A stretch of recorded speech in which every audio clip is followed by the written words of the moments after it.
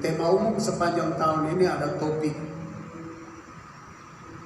untuk mengisi tema besar itu, yaitu selagi ada waktu, hendaklah kita bekerja keras dan rela meninggalkan apa yang lama untuk memiliki yang termahal. While there is time, let us work hard and willing to let go of the old one and to have the most expensive.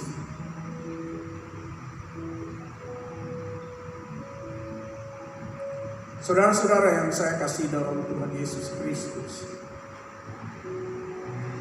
saya berharap bahwa apa yang disampaikan akan mengantar kita kepada satu titik di mana kita membuat kesimpulan sendiri bahwa kita pertama perlu kerja keras, dan kerja keras itu untuk mendapatkan yang terbaik, dan setelah mendapatkan yang terbaik kita mau lepaskan yang sekian lama kita anggap paling baik. Untuk itu mari kita membaca apa yang ada di dalam Matius pasal 13 ayat 45 dan 46. Demikian pula hal kerajaan surga itu seumpama seorang pedagang yang mencari mutiara yang indah.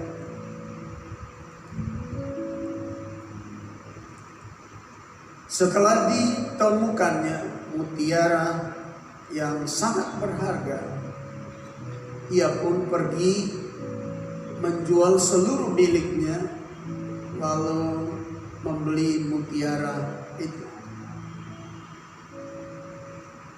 The kingdom of heaven is like a merchant seeking beautiful pearl. And when he get the beautiful pearl and great price pearl, he back home and he sold everything that he has.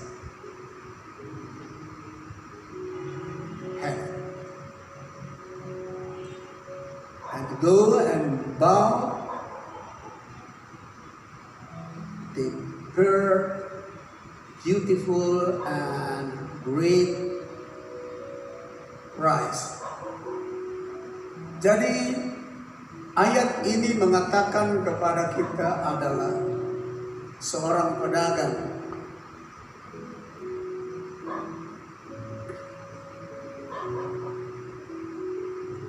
yang mencari mutiara yang mahal yang digambarkan sebagai kerajaan surga. Setelah ia mendapatkannya, already he get that pearl, he ready to back home, dia siap untuk pulang rumah, and sold everything that he has and bought the new goods, that is a pearl, beautiful pearl and great price pearl. Setelah dia menemukan kerja keras lalu dapat mutiara yang mahal, lalu ia segera pulang rumah, lalu dia jual semua yang sekian lama dia merasa itu paling berharga, ternyata kurang berharga. Lalu ia datang dan membeli mutiara yang indah dan great price dan sangat mahal. Nah, dalam ayat ini saya akan membagi 3 poin yang perlu kita renungkan bersama. Pertama, number 1 is a merchant. He must work hard. Seorang pedagang, ia harus bekerja keras. Seorang pedagang adalah seorang pekerja keras yang selalu berupaya untuk mendapatkan keuntungan yang besar. Itu pedagang. Kalau seorang sudah putuskan menjadi pengusaha atau pedagang atau bikin apa saja untuk hidupnya, he not like an idle man, but he the man where hard work. Dia bukan orang pemalas, idle man or lazy man, tapi dia adalah orang yang bekerja keras untuk mendapatkan big profit, untuk mendapatkan keuntungan yang besar. Jadi ternyata kehidupan ini tidak bisa santai, tidak bisa ongkang-ongkang. Dalam hal lahiriah dan dalam hal rohani sama. Kerja secara lahiriah tidak bisa kerja main-main, nanti tidak menemukan hasil yang baik. Kerja secara rohani juga mesti kerja keras. Kalau tidak, kita tidak mendapatkan hasil. Yang kedua, kerajaan surga itu seumpama mutiara yang indah. The kingdom of heaven is like beautiful pearls or great price pearl. Dari kerajaan surga itu seumpama mutiara yang paling indah, paling mahal, paling berharga. Lebih berharga dari semua yang ever we had, yang pernah kita miliki. Yang ketiga,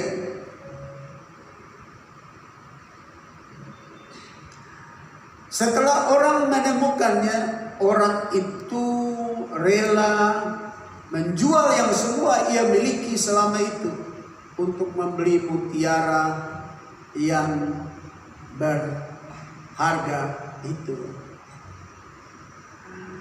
Jadi saudara-saudara yang saya kasih dalam Tuhan Yesus Kristus, saya berpikir bahwa 3 poin ini akan mengantar kita kepada sebuah keputusan di dalam hidup ini.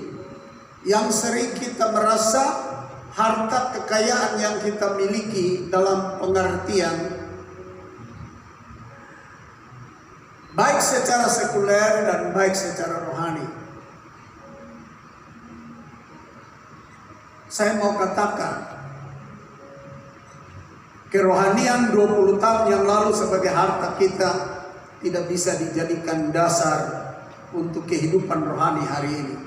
Sebab setiap pagi ia baru adanya.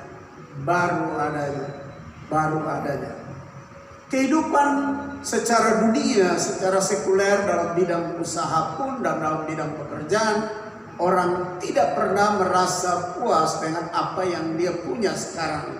Dia terus berupaya untuk ada perubahan dan dapat sesuatu yang lebih baik dari yang sudah pernah dapat. Contoh, kalau gaji 300.000 seperti itu sebuah harta, dia tidak akan puas di situ.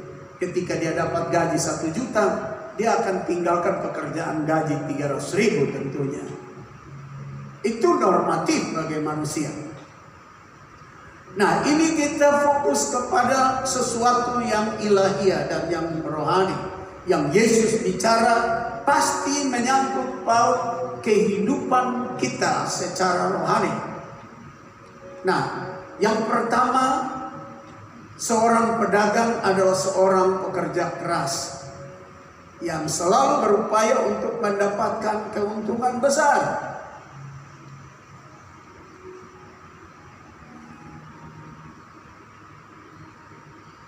A merchant, he must doing hard to get big profit.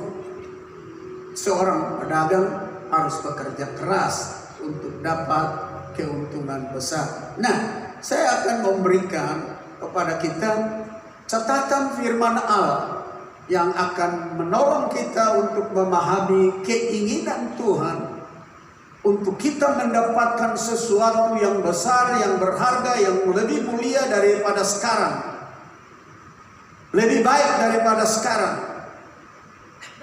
Itu digambarkan di dalam Lukas pasal 19. Dan saya akan baca buat kita. Dan saudara akan ikut baca secara perlahan-lahan di gadget saudara, di tablet saudara, di HP saudara. Pasti HP saudara HP suci. Gadget saudara juga gadget suci. Karena kitab suci kan. Saya baca. Maka ia berkata, mulai ayat 12, ada seorang bangsawan berangkat ke sebuah negeri yang jauh untuk dinobatkan menjadi raja di situ. Dan setelah itu baru kembali. Ia memanggil 10 orang hambanya dan memberikan 10 mina kepada mereka. Katanya, pakailah ini untuk berdagang sampai aku datang. Till I back again and need your profit. Sampai aku kembali dan memerlukan keuntungan daripada daganganmu.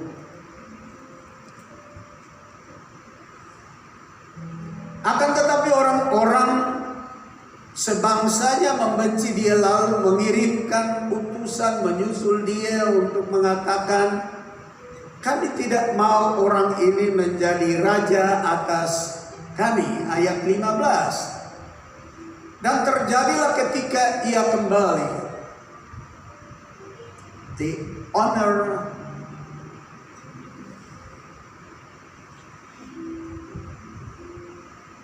all his money.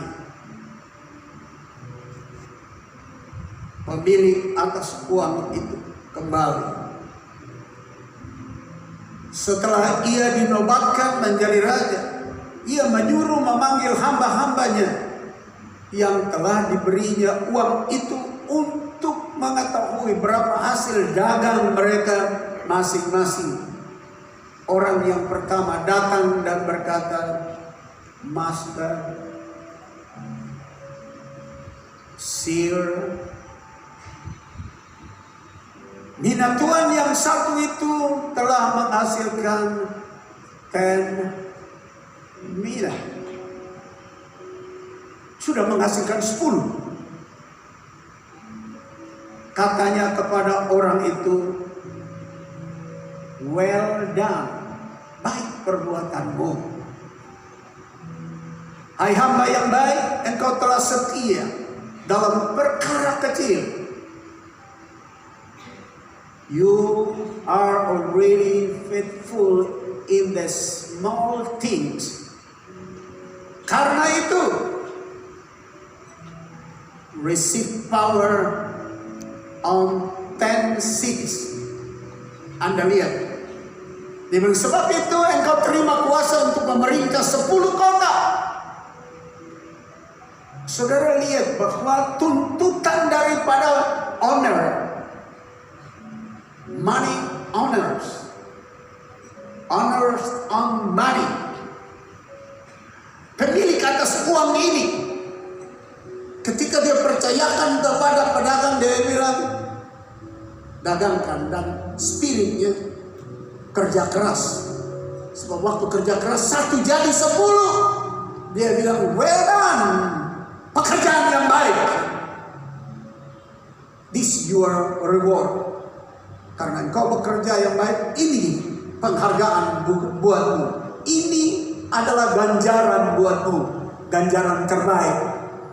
You have power on 10 cities. Engkau memiliki kuasa atas 10 kota. Jadi semangat spirit dari pemilik uang, pemilik daripada harta ini diberikan kepada seseorang, diperlukan kerja keras untuk memperbanyaknya dan mendapatkan reward, mendapatkan penghargaan, mendapatkan kepercayaan yang lebih besar. Nah, sekarang kita lanjut dengan yang kedua, dan kita masih menemukan bahwa pemilik uang, owner on the money, need the man hard work. Memerlukan orang yang kerja keras. Kita baca. Datanglah yang kedua dan berkata, Tuhan, mina Tuhan telah menghasilkan 5 mina, jadi 1 jadi 5. Katanya kepada orang itu, dan engkau kuasailah 5 kota. Lalu hamba yang ketiga, jadi apresiasinya, rewardnya orang yang kerja keras itu adalah they get power from the owner on 5 cities. Yang kedua ini, dia mendapatkan kuasa, reward daripada pemilik uang untuk berkuasa atas 5 kota.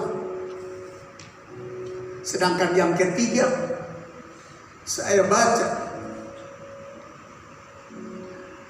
dan hamba yang ketiga datang dan berkata, Tuhan, inilah mina Tuhan, aku telah menyimpannya dalam saku tangan. Sebab aku takut akan Tuhan, karena Tuhan adalah manusia keras. Tuhan mengambil apa yang tidak pernah Tuhan taruh, dan Tuhan menuai apa yang tidak Tuhan tabur. Lalu kalau saudara baca terus, saudara hanya dapatkan rewardnya adalah hukuman.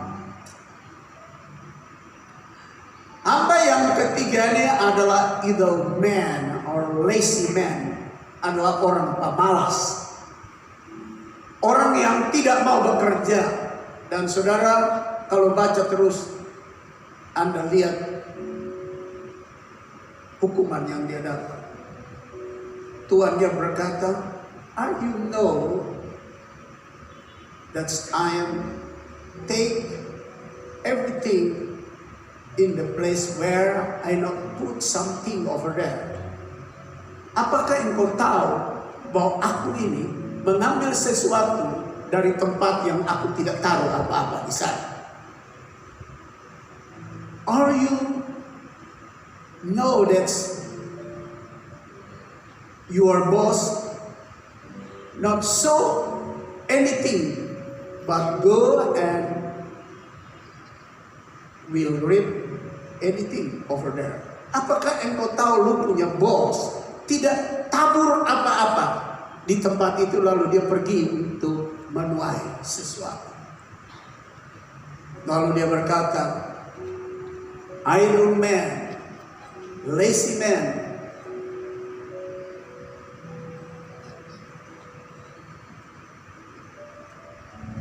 give the money back to me and put and give to the people, men that get 10 mina.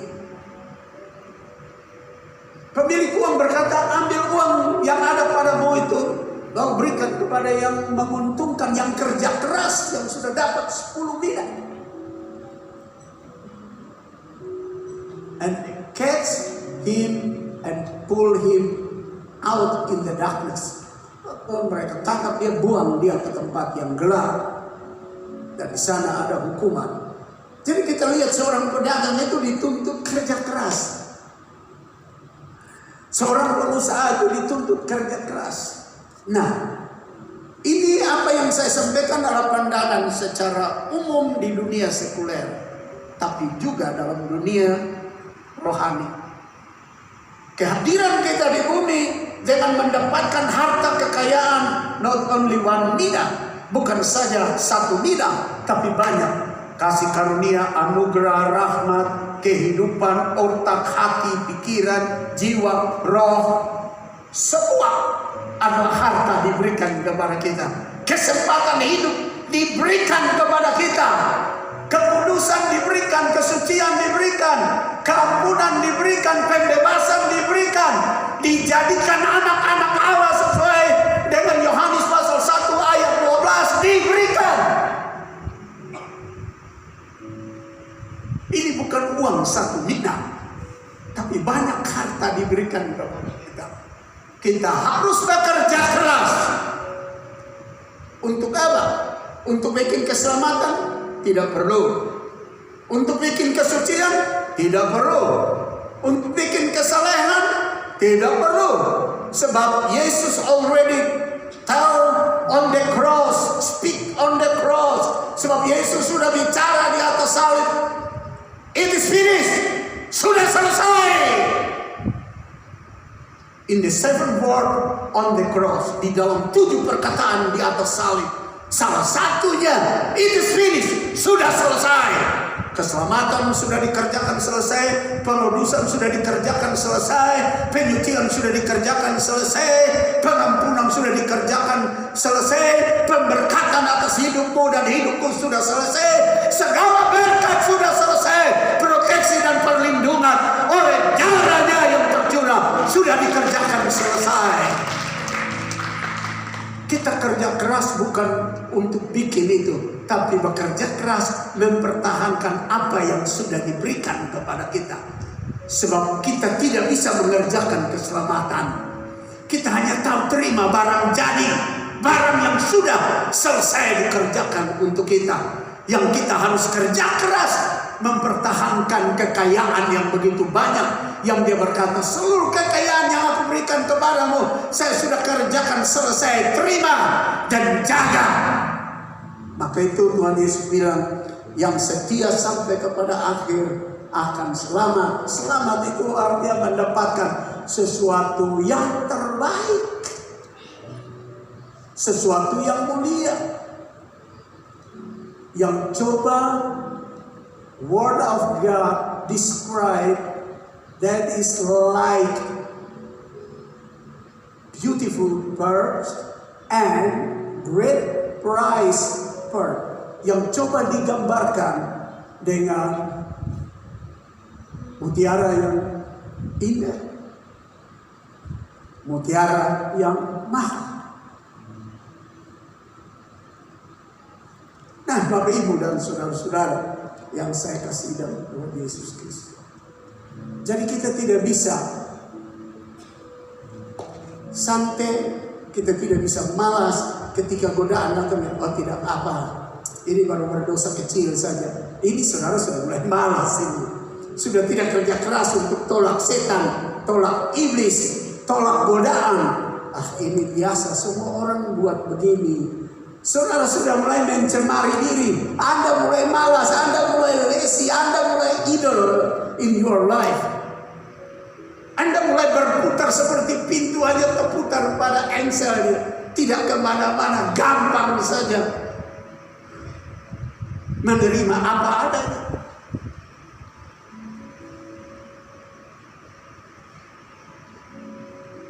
Dan saya lanjut kepada bagian yang kedua. Dan sebelumnya saya baca dulu Yohanes 9 ayat 4. Kita harus mengerjakan pekerjaan Dia yang mengutus aku selama masih siang. Akan datang malam di mana tidak ada seorang pun yang dapat bekerja. Ini spirit dari ayat ini adalah peluang yang diberikan, kesempatan yang diberikan, yang coba didescribe, yang coba digambarkan dengan siang hari. Kerja keras. Karena one day night sure is come. Malam itu pasti akan datang. And no one can walk anything over the dark. Dan tidak ada orang yang bisa bekerja di atas dan di dalam kegelapan. You must work the work of Him who sent me while it is day. The night is coming when no one can walk. Malam akan datang dan tidak ada orang yang bisa bekerja. Selagi hari siang, kerja keras. Selagi Anda punya tenaga masih ada, masih bisa berdoa, masih bisa baca Alkitab, masih bisa hidup mempertahankannya di dalam kesucian, kekudusan, kebenaran, pertahankan itu. Karena satu waktu digambarkan seperti malam itu artinya Anda tidak bisa lakukan apa-apa dan mungkin cobaannya makin lebih keras. Tapi karena engkau sudah kerja keras waktu siang memperlengkapi dirimu dengan kekuatan dari Yang Tuhan, engkau tidak gampang roboh dan jatuh. Yang kedua, kerajaan sorga itu seumpama mutiara yang indah dan berharga. Again, I want to tell to you, the kingdom of heaven is like a merchant seeking beautiful pearls. When he had found one pearl of great price, went back to his home and sold all that he has and come back and bought that pearls. Jadi kerajaan surga itu seumpama mutiara yang indah, yang berharga, yang dicari orang, dan waktu ia dapat, ia pulang. Lalu pertanyaannya begini, kenapa dia jual semua yang dia pernah punya? Karena dia baru tahu mutiara yang baru dia ketemu lebih berharga dari semua yang pernah dia punyai. Jadi di sini kita mendapatkan kesediaan untuk to lose all things, untuk melepaskan dan rela menjual, rela membiarkan yang lama itu pergi, because that's you, I mean, that is very, very good and beautiful and great price, more than I have. Yang saya baru ketemu adalah lebih baik dari semua yang pernah saya sudah miliki. Jadi ketika kita menemukan sesuatu yang terbaik, yang terindah, lalu kita juga masih cinta barang yang buruk, yang tidak berkenan, yang tidak lagi berfungsi baik, tidak lagi berguna, semua itu ketinggalan. Lalu kita bilang, semua saya perlu, yang baik dan yang kurang baik sama-sama saya perlu. Tidak. Perilaku manusia pada umumnya tidak seperti itu. Ketika ia menemukan sesuatu yang mulia, yang agung, yang terbaik, yang terindah, semua yang dulu dia merasa, oh ini paling baik, ternyata tidak baik. Nah, ini saya harus memberi keterangan sedikit sebab ini pengertian rohani. Dulu sebelum kita bertobat, tukang ngibul itu harta yang terbaik. Pemalas ke gereja itu harta yang terbaik. Dulu pemalas baca Alkitab, pemalas berdoa, juga tidak suka melakukan yang baik, kehidupan pergaulan bebas, itu harta yang kita miliki sekian lama, enak, sedap. Apalagi mereka yang suka mengunjungi tempat pelacuran, sedap, enak. Mengunjungi tempat lampu kelap-kelip itu, sedap, enak, itu harta yang baik. Suka mencerca orang itu harta yang baik.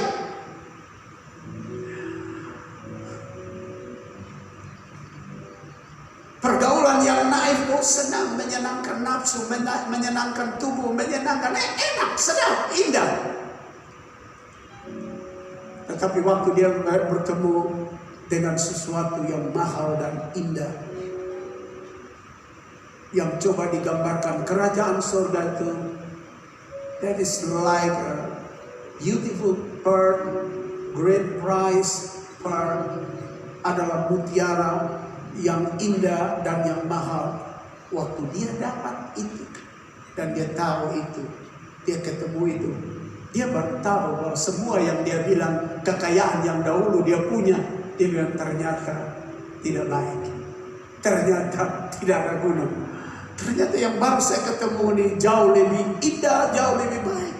Bukan menyenangkan tubuh seketika, bukan menyenangkan nafsu seketika, bukan menyenangkan keinginan kita sesaat, tapi menyenangkan kita mulai dari bumi ini terus ke surga yang bakal ada. Amin. Berikan dulu sanjungan bagi Tuhan. And when he found the one pearl is very expensive, dan ketika ia menemukan mutiara yang sangat mahal itu, he went back and sold all that he has and bought a beautiful pearl and great price pearl. Lalu dia kembali, lalu beli, dia jual semua yang tadi saya coba terangkan secara rohani, dia lepaskan semua. Semua tidak ada guna buat dia. Kesenangan dunia ternyata tidak ada guna. Semua perbuatan daging ternyata tidak ada guna setelah ketemu yang baik. Jadi orang belum bisa meninggalkan dosa kalau dia belum bertemu mutiara yang terbaik, mutiara yang indah itu, mutiara yang berharga itu. Nah, saudara-saudara yang saya kasih dalam Tuhan Yesus Kristus, Wahyu pasal 21 ayat 10 sampai dengan ayat-ayat yang berikutnya seperti ayat 10 sampai 15 dan sampai ayat yang ke-20. Saya ingin Anda membacanya di rumah, tapi saya memberikan keterangannya begini.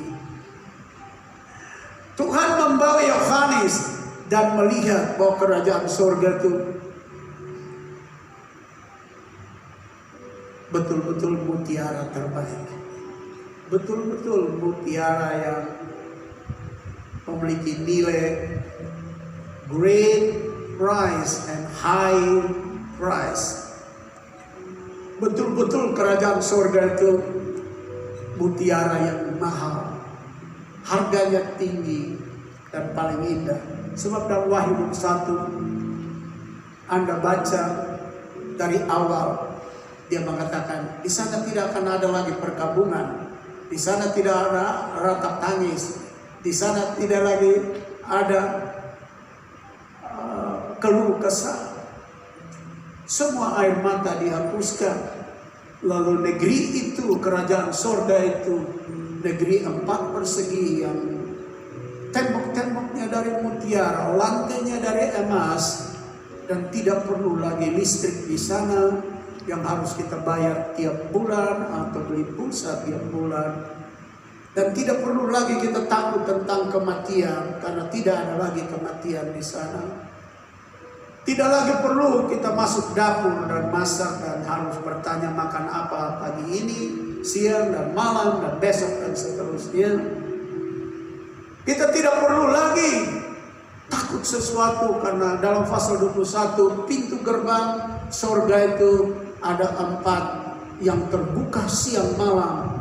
Satu menghadap ke utara, satu menghadap ke timur, satu menghadap ke selatan, satu menghadap ke barat.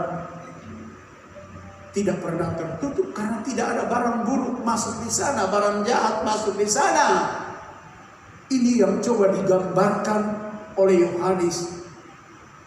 Selain daripada yang paling utama, Yesus adalah mutiara yang terbaik dan termahal, tapi kerajaannya pun juga adalah mutiara yang terindah dan yang termahal. Saya pikir kalau semua hati berpikir untuk mendapatkannya, dunia ini akan menjadi sampah. Dunia ini akan tidak berarti buat dia selama dia ada di dalamnya. Meskipun dia masih perlu makan, minum, pakaian, uang, harta, tapi itu bukan menjadi fokus. How many people they call them are is rich men, and when they die, what they bring to the grave or sepulchre? Anda melihat banyak orang kaya di dalam dunia ini yang punya segala sesuatu, tapi ketika dia mati, apa yang dia bawa ke dalam grave or sepulchre atau kuburan? Nothing. Tidak ada. Karena itu Bapak Ibu, selama masih hidup di bumi kita memang perlu makan, perlu pakaian, perlu uang, perlu rumah, perlu harta. But I want to remind you, focus to the nice home in the heaven. In Revelation chapter 21, di dalam Wahyu pasal 1, yang saya tidak baca tapi saya ingin saudara pulang baca. Kita mesti fokus ke sana. Sebab apa yang ada di sekitar kita adalah sebentar. Bukan yang kekal.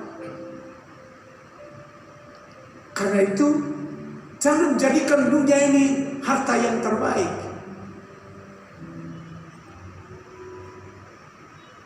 Jangan jadikan dunia ini rumah yang terbaik. We have nice home. We have nice place in the heaven. The Lord Jesus says in the Matthew 13, verse 35. Dalam Matius pasal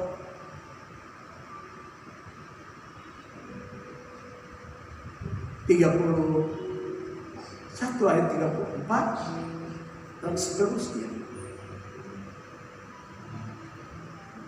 Dia ingin supaya kita memiliki permata mutiara yang berharga itu.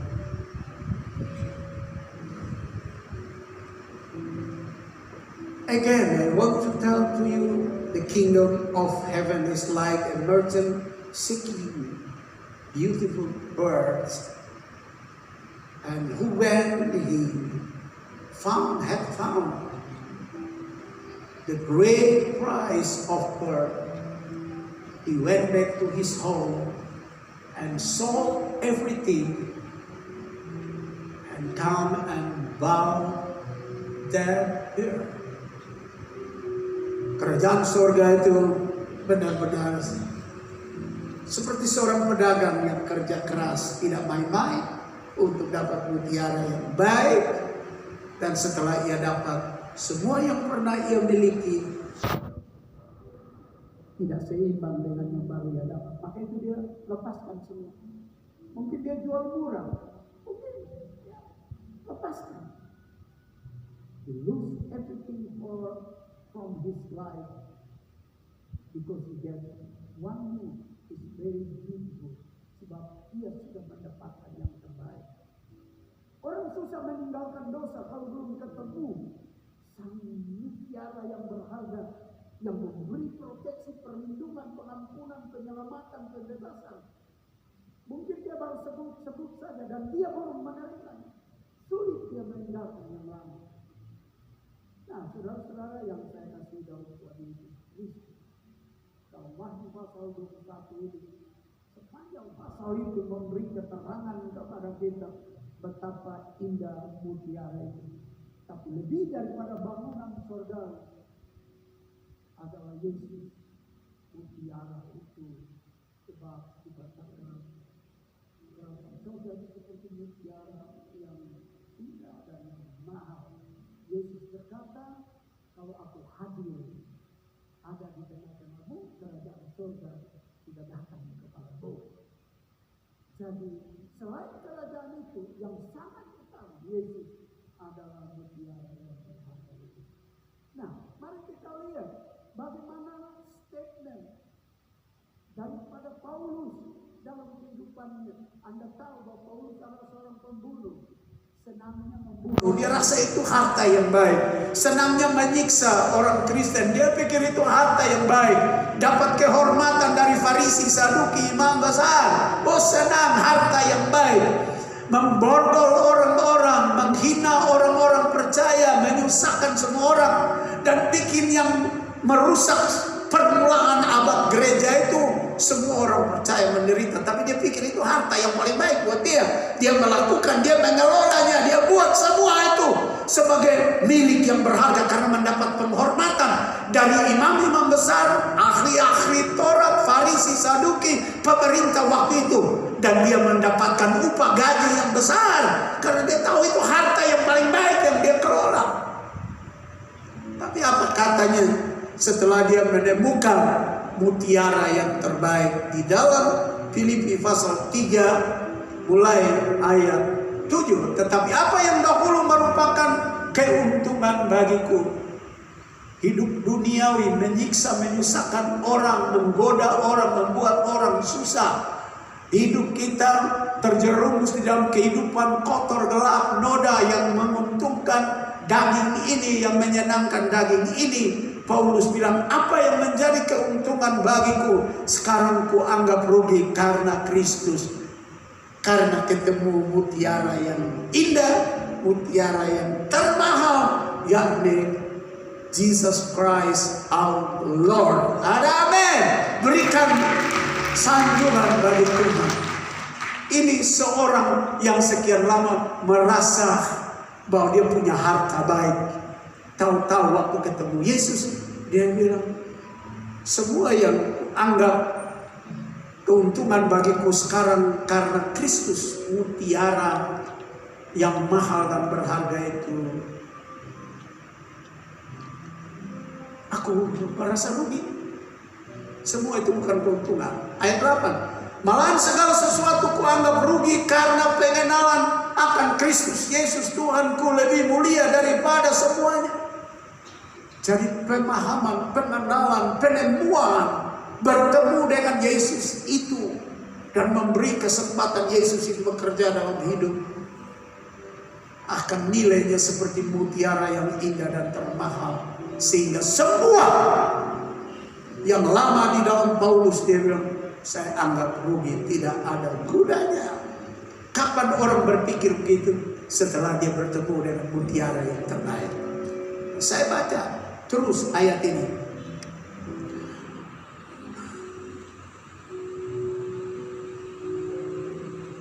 Dan berada dalam dia bukan dengan kebenaranku sendiri karena mentaati hukum Taurat, melainkan dengan kebenaran karena kepercayaan kepada Kristus, yaitu kebenaran yang Allah anugerahkan berdasarkan kepercayaan. Dan ayat 13 saya baca pernyataan yang berikutnya. Saudara-saudara, aku sendiri tidak menganggap bahwa aku telah menangkapnya, tetapi ini yang kulakukan. Aku melupakan harta yang lama yang saya pakai begini lama, menyusahkan orang, menyiksa orang, menghina orang, membuat orang tinggalkan Tuhan, jatuh dalam dosa. Pasti ada banyak yang menyangkal Tuhan karena mau dibunuh, mau disiksa. Banyak yang hidup kembali duniawi. Dia bilang, tetapi ini yang kulakukan, aku melupakan apa yang telah di belakangku dan mengarahkan diriku kepada apa yang di hadapanku. Apa yang di hadapannya? Mutiara yang mahal, mutiara yang indah, yaitu Yesus Kristus. Dan berlari-lari kepada tujuan untuk memperoleh hadiah, yaitu panggilan surgawi dari Allah dalam Kristus Yesus. Karena itu marilah kita yang sempurna berpikir demikian. Dan jikalau lain pikiranmu tentang salah satu hal itu akan dinyatakan Allah juga kepadamu.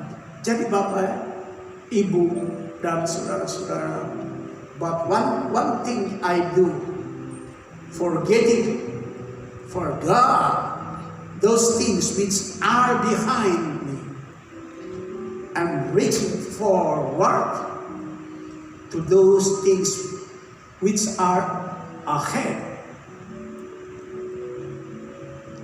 Saya meninggalkan semua yang di belakangku adalah perbuatanku, tindakanku, yang dulu ku merasa keuntungan itu semua sia-sia. Aku jual semua, aku lepaskan semua. Sebab saya sudah dapat Tuhan Yesus, mutiara yang berharga itu. Nah, di dalam 3 poin ini, kesimpulannya adalah kalau benar Anda dan saya sudah bertemu dengan mutiara yang berharga dan yang indah itu, pasti tidak perlu orang suruh Anda lepaskan hidup saudara yang lama. Anda punya kesediaan. You have willing to lose everything that's old. Anda dengan rela melepaskan segala sesuatu yang lama and try to walk in the regulation of the Lord, were full with the grace and peace and gift. Dan kita mulai berjalan di dalam kasih karunia yang begitu limpah-limpah, dengan pengenalan yang baik, yang benar akan Yesus Kristus. Tidak akan ada orang suruh Anda bertobat. Tidak akan ada orang suruh Anda berubah. Sebab Anda sendiri yang akan membuat penilaian. Wah, perbuatanku yang lama buruk sekali. Yang baru terbaik. Aku mau tinggalkan yang buruk dan mendapatkan yang baik. Saya masih ingat 1965,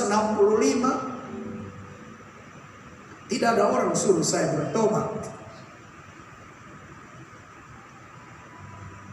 Tapi waktu seorang pelacur bersaksi di gereja Koanino dalam KKR selama 7 malam pertama kali dalam gereja Gemini.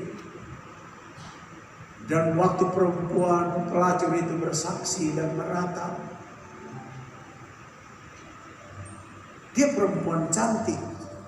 Dan waktu dia bersaksi tentang dosanya, pelanggarannya, dia buka-bukaan di hadapan umum bahwa dia sudah main dengan suami orang dan punya anak. Kami anak-anak muda tidak ngomong satu dengan yang lain. Kok muka cantik begini, betul pikir nona-nona, tahu-tahu sudah ada anak. Sebentar lagi dia sebut lagi perempuan lain punya nama dan dia minta maaf karena sudah main dengan lakinya dan punya satu anak. Lalu kita bilang, wih, sudah anak memang main gelap begini. Tapi waktu dia bersaksi dan kami berpikir merendahkan dia, Roh Allah bicara di hati. Dan waktu itu Tuhan bicara di hati saya, John, dia begitu jahat, Tuhan selamatkan, apalagi lu. Lalu saya tidak tahu diri lagi. Saya tidak tahu lagi. Waktu saya sadar, ternyata saya sudah berlutut di muka mimbar di depan, paling depan. Tidak ada orang suruh sama saya bertobat. Meratap menangis di situ bersama ratusan, bahkan barangkali 1000 orang waktu itu. Laki-laki, perempuan, tua, muda, semua tidak dapat tempat di depan lagi, sudah berlutut di kursi di luar. Karena waktu itu gereja Koanino itu kecil sekali, dinding bebas, saudara. Ketika kita ketemu yang terbaik, tak usah orang suruh kita bertobat, kita akan membuat keputusan bertobat sendiri karena kita dapat mutiara yang mahal. Ada amin. Berikan senyuman bagi kita. Mari kita bangkit berdiri dan kita nyanyikan di penyanyian Engkau Yesus